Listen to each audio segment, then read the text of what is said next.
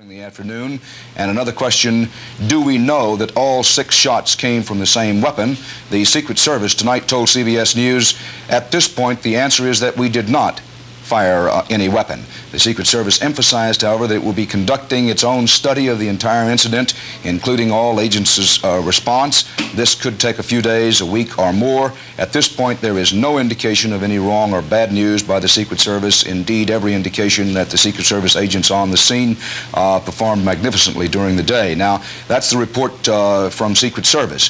From the District of Columbia Police, they say they have no knowledge of any District of Columbia police officer firing at any time during the afternoon. They have no answer yet on whether all 6 shots, and there is a presumption at the moment that there were 6 shots and 6 shots only, they have no answer as to whether all 6 shots originated from the same weapon. The investigation is continuing.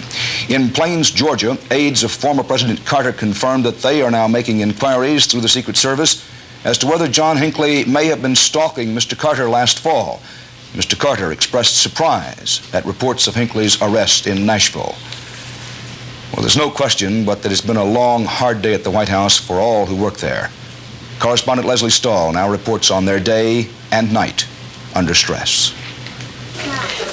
At first there was confusion. At 2:30, a White House advance man on the scene, and then minutes later a spokesman here said the president was not shot, that he'd been whisked off safely. A half hour later at 3 o'clock, officials said that the president had bumped his head as he was pushed into his limousine. And it wasn't until 3:18, nearly 1 hour after the incident, that the White House finally confirmed that the president was hit by a single bullet in the chest on the left side. Asked why it had taken so long to confirm the injury, one aide said the president didn't know he'd been shot at first. A man who was there when Mr. Reagan arrived at the hospital said the president walked in on his own. They brought the press secretary in first, they rolled him by. And the president walked in holding his... Were people holding him on either arm? Or... One guy was holding him on the side, and he was holding his arm. And what did you see? I mean, was he bleeding badly? Well, I couldn't see that much blood because he still had on his jacket, and you could see a little spot of blood up on this. But he was walking? Yeah, he was walking. Mrs. Reagan was rushed to the hospital. Doctors told her the president's condition was good. Shortly after 4 p.m., a visibly shaken Secretary of State Alexander Haig came into the White House press briefing room and told reporters that as of now, I am in control in the White House. We have informed our friends abroad of the situation, the president's condition as we know it, stable, now undergoing surgery, and there are absolutely no alert measures that are necessary at this time or contemplated. Throughout the afternoon, aides went to great lengths to reassure the public that Mr. Reagan was alert with his sense of humor intact. As he was going down the hall on the gurney, I guess they call him, to surgery, he winked at Baker.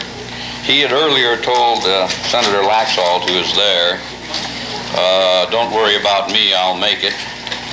He had told Mrs. Reagan, honey, I forgot to duck. I forgot to duck. And as they were wheeling him into surgery, he saw Meese and Baker and Deaver there, and he said, who's minding the store? And then when he got into the operating room, he looked at the doctors and he said, please tell me you're Republicans. The president came out of surgery at 5:30, but it wasn't until 8:15 that Vice President Bush, who had flown back to Washington from Texas this afternoon, assured the nation that the president was okay. I am deeply heartened by Dr. O'Leary's report on the president's condition. That he has emerged from this experience with flying colors and with the most optimistic prospects for a complete recovery. Late word tonight, Mrs. Reagan is back in the White House. She's described as fine and calm. There was one final dispatch, a press notice put out by the White House. It reads, and I quote, at 8:50 this evening, the president joked with his doctors in the recovery room.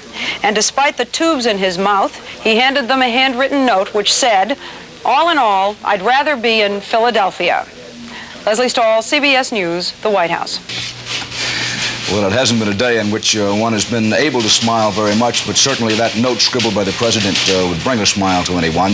The Meese, Deaver, and Baker referred to by White House aide Lynn Nofziger inside that report by Leslie Stahl, of course, refers to Ed Meese, Michael Deaver, and Jim Baker, who are President Reagan's three chief White House assistants. They were at the hospital as he was rolled into the operating room. You'll recall that there was a row last week between Secretary of State Haig and the White House over who should head President Reagan's crisis management team. And in the first hours after the president was shot today, the Secretary of State was again at the center of some confusion. Bruce Morton reports.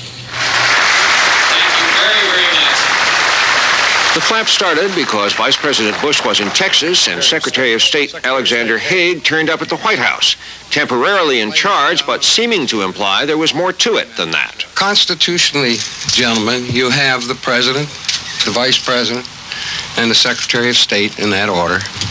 And should the President decide he wants to transfer the helm to the Vice President, he will do so. Who makes that decision, Mr. As of Secretary, now, I am can? in control here in the White House. That was wrong. At least it was wrong if Haig really meant a constitutional succession. That runs President, Vice President, then Speaker of the House. Deputy White House Press Secretary Larry Speakes suggested what was really involved was administrative control. But Speakes' list was also different from Haig's. There is, for your information, an automatic assumption of command authority that requires no steps be taken. It goes first on the Vice President and second on the Secretary of Defense. What Speakes apparently meant was military control. The Secretary of State is, for whatever it's worth, the senior member of the cabinet. I don't know what arrangement he had with Vice President Bush with respect to crisis management, which has been much in the news in the last 72 hours. I would think that he could very well regard himself as a senior member of the cabinet. I think that history is on his side.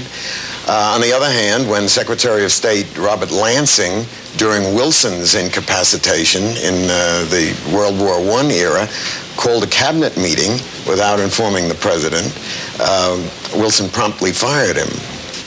Vice President Bush was back in the White House by evening, and the argument began to seem more and more abstract. I can reassure this nation and a watching world that the American government is functioning fully and effectively. White House staffer David Gergen may have come closest to explaining what really happened. People gathered here spontaneously. They came because of the situation we were in. And the Vice President was in contact, and the Chief of Staff, and Mr. Meese, and others were in complete contact. And we frankly didn't spend a great deal of time sorting through the statutory books and that sort of thing. So there it rests. In the real world, doctors say the president will be well enough tomorrow, probably, to make decisions. Vice President Bush seems certain to play an increased formal role while the president recovers. And Mr. Reagan's inner circle of advisors will obviously try to take some of the smaller issues off his hands in the meantime. Bruce Morton, CBS News, Washington.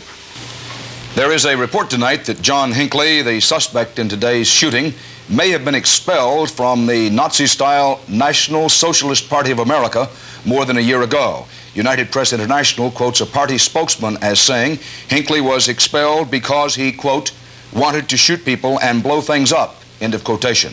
That spokesman, according to UPI, also called Hinckley, again, quote, a nut, unquote. West European leaders, often at odds among themselves, are united tonight in their sentiments of dismay and best wishes for a speedy recovery. From London, Tom Fenton reports it is not only the leaders expressing those sentiments.